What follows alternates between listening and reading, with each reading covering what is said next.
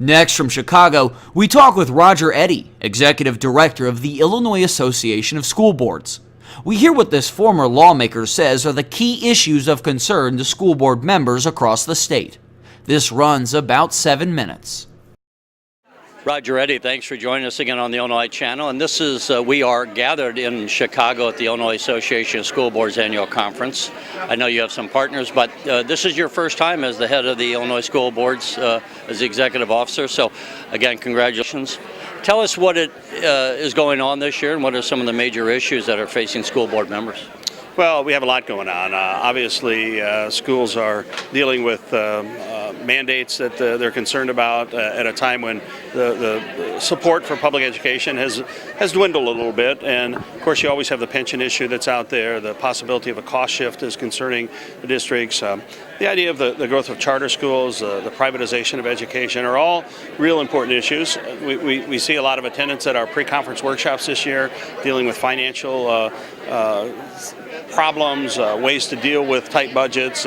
We also see an increased interest in the reform movements, the new teacher evaluation reform. So there's a variety. There's really no shortage of topics. And you're right, you know, I've been coming to this 25 years as a superintendent and a principal, and this is my first year from the other side of the glass, and I've really enjoyed it.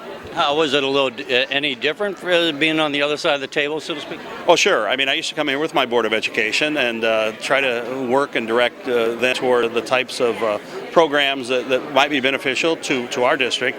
On the other side of it, you want to make sure that you have a statewide perspective and that, there are programs and services here for all schools across Illinois, whether you're from the southern part of the state in a rural area or if you're a suburban school or if you're from an urban area. So, but we have a great staff at IASB, and they've done this for a long time. I think the staff, is to be complimented for the variety of programs and the quality of the programs that this conference has year after year. Let me jump, as people will remember, I think, that you were for years in the Illinois legislature. You were also, as you said, an educator. Now you're heading up the Illinois Association of School Boards. And one of the major issues you just touched on was going to be this whole thing about pension and the cost shifting, and should the local districts have to pay for these teachers going forward and have that phased in over some period of time. What are your thoughts on that? I would say, I mean, I don't want to narrow it too much to you, but also as a lawmaker, from what I'm hearing, people will vote on it, the legislature will vote on it if they do it all, maybe around January 8th, maybe the last day of the current session. So as a lawmaker and as an educator, give us an overview of where you think that issue is and what should happen to it. Well, I don't think there's any question that the concern over the unfunded liability is universal. I think both sides of the aisle feel like something has to be done. Of course, we know that the main thing that has to be done is the payment has to be made. And the concerns we have about legislation that, among other concerns that have come forward, is they really haven't addressed that primary cause, which is the fact that those payments haven't been made. I mean, if you do a cost shift and school districts pay the shift amount, it still doesn't take care of the problem, because the unfunded liability, to the point that the responsibility is shifted, still has to depend on a state payment that has not been made.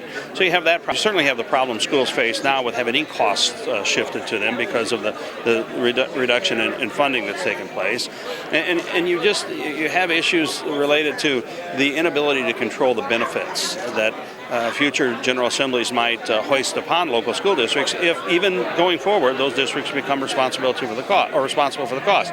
So I have a lot of concerns, and I think a lot of people do.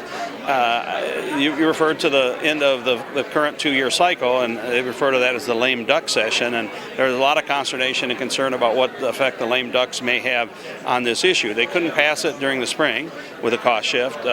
You would think that if it's the same General Assembly and there hasn't been any change, it would be difficult, but the change is the potential that some individuals who maybe weren't ever elected and maybe will never run for office somehow become players for just 4 or 5 or 6 days. It's a concern we should all have, not just about this issue, but about the process.